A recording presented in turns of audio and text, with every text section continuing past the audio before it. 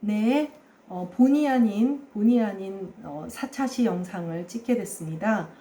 지금 아마 여러분들도 PPT 자료 지금 28쪽, 29쪽을 남겨놓고 이게 뭔 일이냐 뭐 이런 생각을 할 텐데 귀찮게 해서 너무 미안하고요. 아마 이게 좀 약간 기계 노후화로 과열이 좀 되는 것 같아요. 근데 지금 뭐 어쩌다 한두 번이 아니라 이번 학기에 지금 몇 번 지금 일이 일어나서 여러분들을 번거롭게 해서 너무 미안하고 조금 문제가 없도록 다음 주부터 조금 개선을 할 수 있도록 좀 확인을 해 보도록 하겠습니다.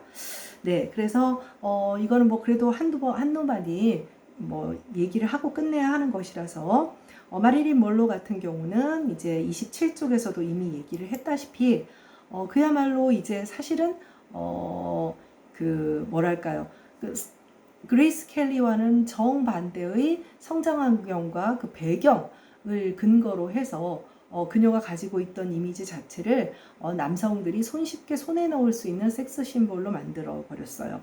그러니까 사실 멀로이즘이라는 말이 어떻게 보면 그녀를 과연 행복하게 했을는지, 인간 마릴린 먼로에게는 과연 행복한 그런 어떤 상징적인 이름이었는지 사실 정확하게 알 수는 없죠.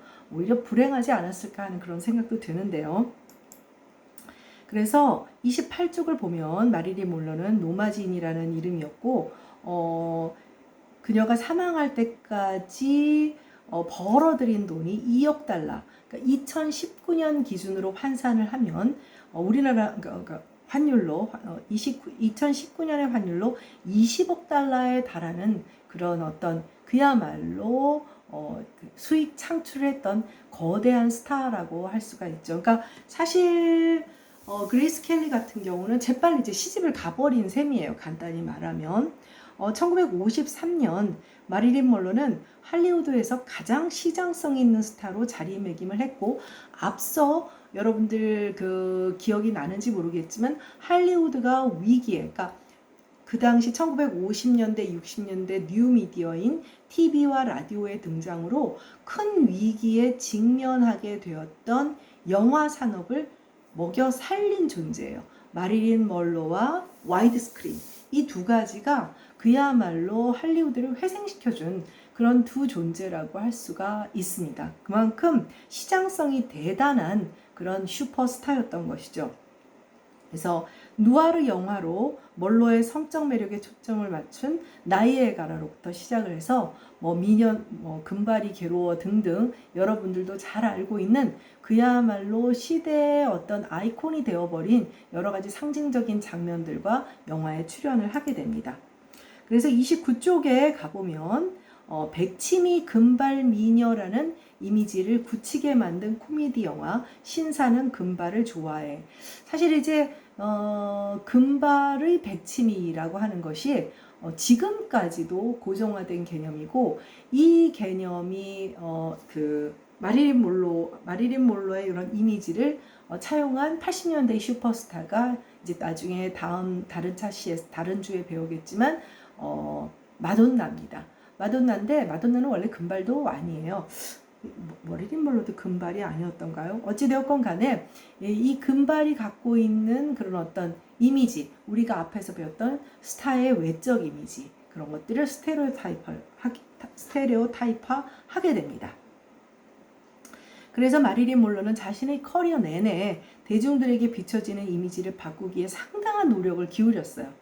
그렇지만 왜냐하면 이제 어느 정도 대형 슈퍼스타가 되니까 자신도 이제 발언권을 좀 갖게 된 거죠. 그러나 그럼에도 불구하고 그녀에게 들어오는 시나리오들은 또, 그리고 그녀를 뒷받침하는 이제 말하자면 프로듀서들은 그 이미지에서 그녀가 탈피하는 것을 원하지 않았죠.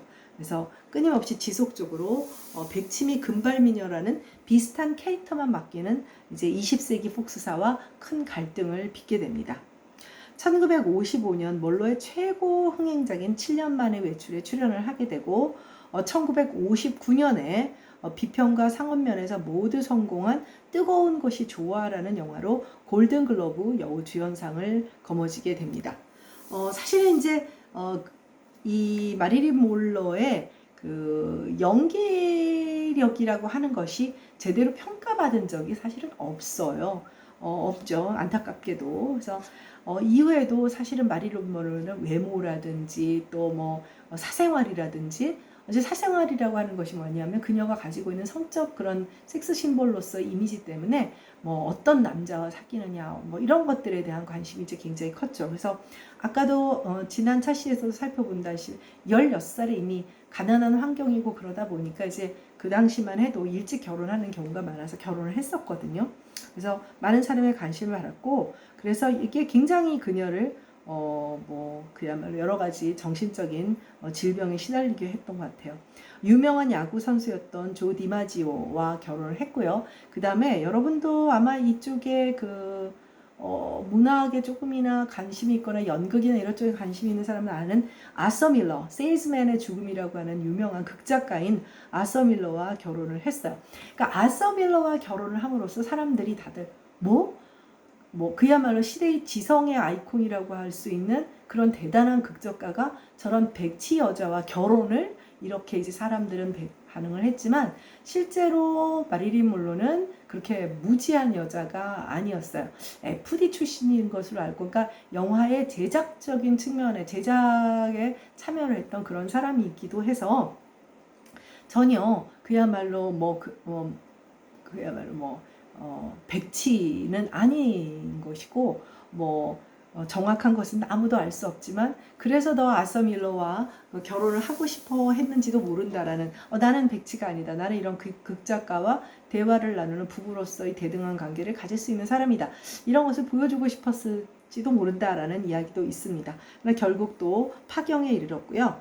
결과적으로는 1962년 여러분들도 잘 아는 이제 약물 과다服用으로 사망한 것으로 이렇게 됐고, 여러 가지 그 케네디 대통령과의 연문설이라든지 그로 인한 죽음에 얽힌 음모론들이 지금까지도 서프라이즈, 일요일마다 하는 서프라이즈에서도 나와서 아마 여러분들이 어떤 방식으로도 접해봤던 그런 인물입니다.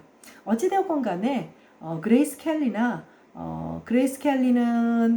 상대적으로는 더 행복한 삶을 살았을 것 같지만 그녀도 그렇지 않은 부분들이 있었다고 하는 것 같고요. 왕비로 사는 것이 이렇게 쉬운 것은 아니겠죠. 그래서 두 사람 다, 그레이스 켈리도 그렇게 오래 산 것은 아니잖아요. 대단한 그런 그 명성에 비해서는 그렇게 행복한 삶을 누리지는 못했던 것 같고, 이 두 사람은 전형적인 여성 타의 스테레오타입을 만들어내게 되고요. 전 세계적으로 이러한 여성 타입이 정형화되게 되죠. 한국 영화에도 역시 마찬가지로 큰 영향을 주게 되는 어떤 그 영화 속의 여성의 어떤 정형적인 이미지가 되게 됩니다. 이게 그냥 3차시 영상에 그냥 계속 붙었어야 되는데, 여러분들이 어찌되었건 간에 클릭 한번 해서 보게 되는 귀찮음을 만들어내게 돼서 정말 미안합니다. 이 문제점을 조금 빨리 확인을 해서 번거롭지 않도록 조처를 하도록 하겠습니다. 미안합니다. 네, 그러면 10주에 만나도록 하겠습니다. 수고했습니다.